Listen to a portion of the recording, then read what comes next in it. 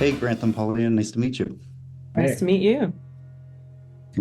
Congratulations on Emperor. I thought it was wonderful. thank you.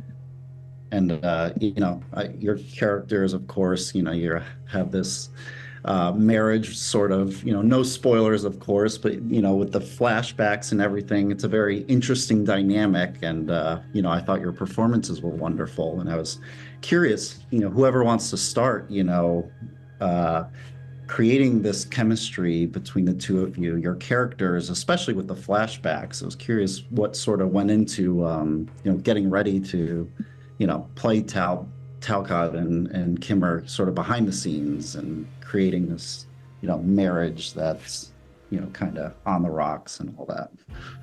You want to start? I don't know. Because I think of a lot of vivid days where we're having these conversations about like, okay, so who are they now? And like we're talking about it as actors, and then like, but we're not in like necessarily costume yet.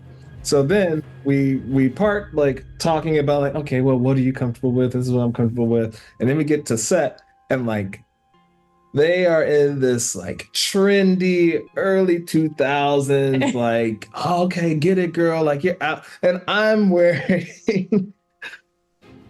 the nerdiest glasses you've ever seen, and like a polo shirt tucked into some like baggy pants over these wannabe Timberlands, and it was just like, oh, okay, so all that stuff that I was thinking, like, oh, okay, like maybe Tao's gonna be like smooth, like maybe like this is when he can like captivate, or like maybe he can tell like there's something special here, and it was like, oh no, like you chose him, Yeah. I and mean, he's never been I chosen saw that before. outfit. I saw I saw that costume, and all I could think was like, oh, but that's also like what Kimmer thought. I mean, Yeah, basically was like, oh, he's so cute. He just needs a little bit of sprinkle here, sprinkle there. yeah, that's what I was trying to say. It's not like Yeah. we could talk about like in terms of our intellectual or like our even our boundaries in terms of like the scenes and stuff. Yeah. But getting the costumes that Ayana did, like getting on set, getting in front of like the cameras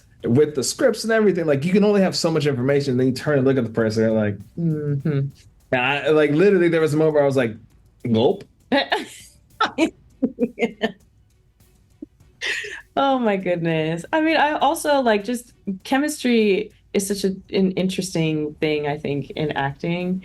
I think fortunately for us, like we just hit it off just in general between as humans.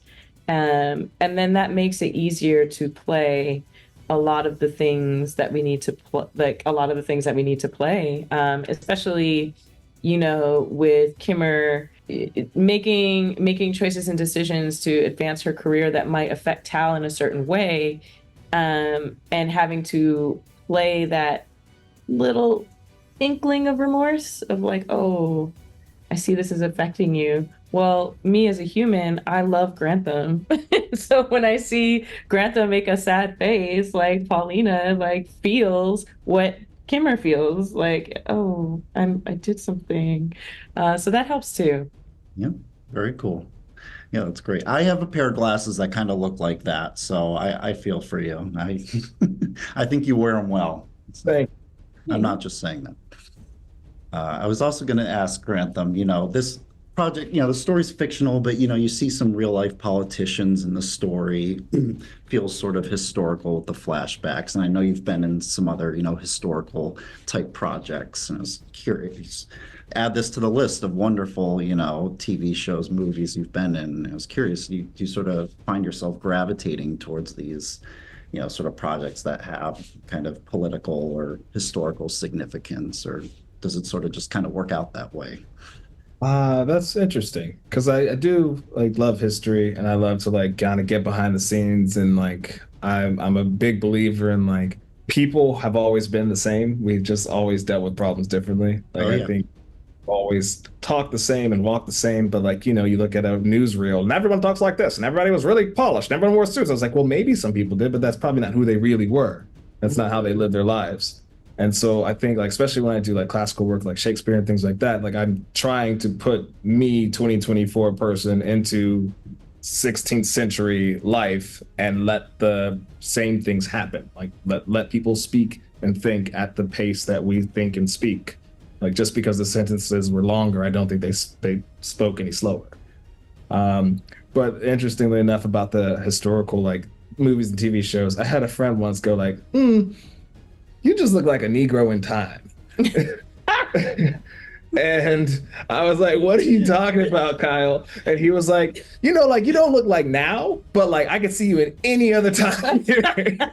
And I didn't know if it was an insult or like a boon. And I think it was like, I think I get what he was finally trying to say. He's onto something. Yeah, he was like, I could just see you in other time. He was like, yeah, you're not like cool now, but like, Oh, like you could be any other time. And I was like, oh, thank you, I think. And he's been right. oh, that's funny. That's a new show. Compliment. Negro in time. Or a T-shirt or something. I don't know. I think you look cool for now and other time periods. That's because people made me wear this. That's their job. Exactly.